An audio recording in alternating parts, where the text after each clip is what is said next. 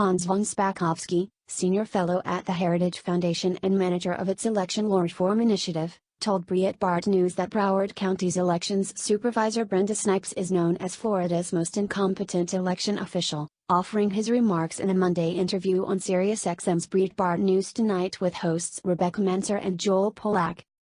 Von Spakovsky said, "If you talk to election officials in Florida, they'll tell you that Brenda Snipes is known as the most incompetent election official in the state, and she just blithely acts as if she doesn't know any of that. The past mistakes and things she has done, including destroying ballots in violation of state and federal law, there's just this huge, long list of things, and the latest we have here is Broward County not complying with the state law that requires them by 30 minutes after the close of election day to have a complete count of how many ballots have been counted, and how many provisional and absentee ballots are out there." Von Spakovsky stated, "They were still finding ballots through Saturday, and that shows you her sheer incompetence, and also, she is one of the most overtly partisan election officials in the state." Florida Governor Rick Scott really has no choice, other than to sue in and to get his people in there to try to watch what she is doing and what the people working for her are doing, because she can't be trusted to do the right thing and to follow the law.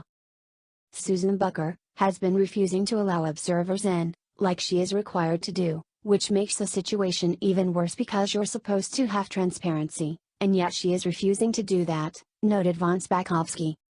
Von Spakovsky added, "Unfortunately, Governor Rick Scott, prior to the election, did not do what he had the power to do as governor and should have done, which is remove both of these election officials from their jobs because of their past incompetence. So now, unfortunately, we're faced with them still being in charge and running things."